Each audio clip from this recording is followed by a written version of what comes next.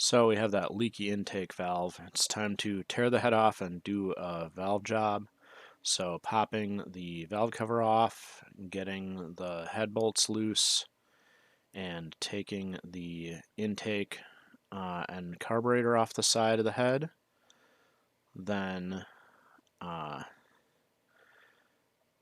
once I had that removed, when I got it apart, remember that I used a little bit of silicone gasket maker. So I had to get a razor blade to peel the head gasket off here and scrape that out.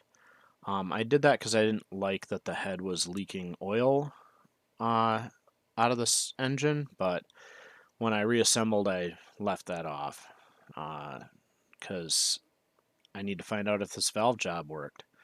But popping the C-clip and removing the valve rockers, and then the stud that the valve rockers are attached to, I took that off after I got the valves out of the way so that I have better access to the valves for the valve job.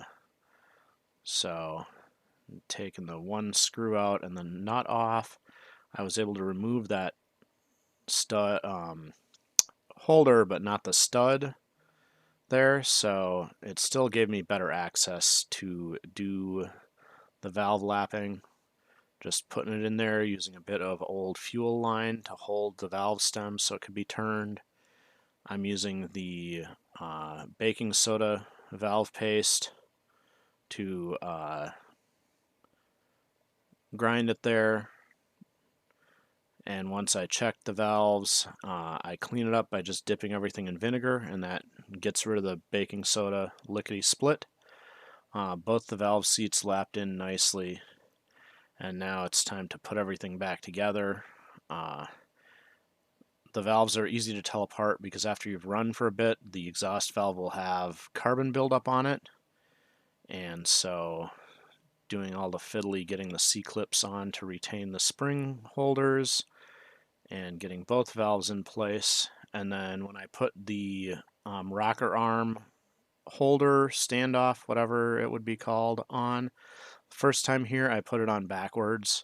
It's got a curved side and a square side, and when you put it on backwards, the square side interferes with the rockers so that you can't get them both in place. So I had to remove it, turn it around, and put it back with the round facing the pushrod side so it would make room for the rockers to get on there properly. Pop the rockers on, get that C-clip in place, and then once we've got all that checked out, I did use a torch to anneal the copper head gasket, so you can see it's a different color from when I removed it. That way when I put it on, it is going to be nice and soft, so it'll conform better as I tighten it.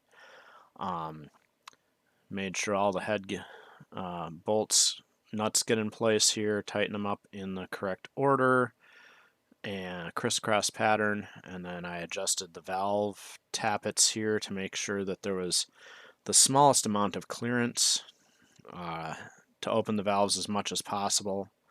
And once I had those in place and adjusted, just had to put the valve cover on and reassemble the intake and carburetor and the exhaust on the far side, because even though I think the exhaust might be interfering, it's better to try it out right now.